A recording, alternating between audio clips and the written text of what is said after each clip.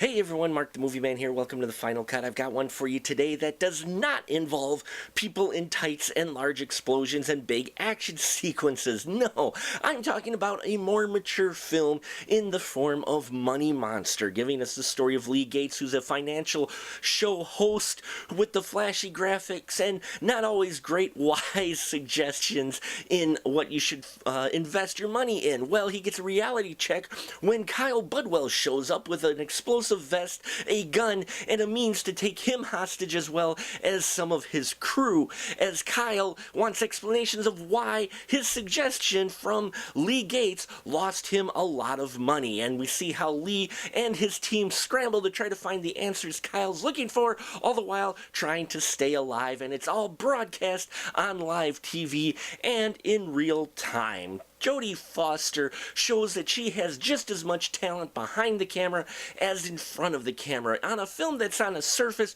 looks like your stereotypical hostage type film like we've seen in the past, similar to, say, a la Cadillac Man, here this story has enough twists and turns to it, and the mystery is intriguing enough that will keep you invested in this film for its 90-plus minute runtime. What also will keep you invested, though, are these performances. One, George Clooney is gold in here as Lee Gates. Loved his performance in here. This guy who gives advice, and he's a bit cocky as well, and him getting this reality check, we see how his brain's trying to comprehend how he got into this situation, but also starting to come to the realization that maybe he wasn't exactly right in all his suggestions. And I loved that inner turmoil. You could feel that come across screen from veteran actor George Clooney. But what's even better is the chemistry between him and Jack O'Connell, who plays the Kyle Budwell character.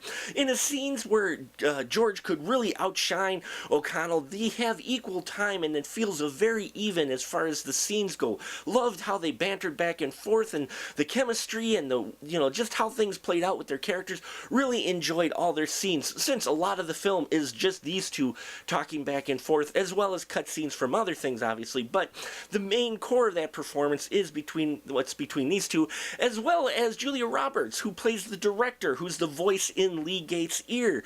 You could tell these two have worked together before. Always a pleasure to see Julia Roberts on screen. Love seeing her. I loved her in their last film as well, Secrets in Their Eyes. Loved her performance in here, and these three really help carry this emotional force, as well as the direction from Jodie Foster, who keeps things tight and keeps things from feeling too cliche. I really enjoyed all of those elements to make this a solid, adult, character-driven film, something that we don't always get. There's some humor mixed in here as well. There's some darker moments. And the mystery, I will say, I did not see exactly how it was going to play out, and it was a lot of fun to see how all these different elements work together to reveal exactly why this company lost as much money as it did. Folks, Money Monster, while it doesn't have lots of explosions and may be a film that feels familiar than it feels very familiar to other films like it, I will say it is refreshing and interesting enough. It's got enough tense moments and some great performances in here, on top of that classic great directing by Jodie Foster, that will be a mature time at the theater that you will find that you may have been missing. I give it all 5 stubs. I know some people might go, wow, that's actually high, but I was laughing out loud. I was on the edge of my seat. I really went on a roller coaster ride, and all just from these performances and the story that was well crafted by Jodie Foster direction.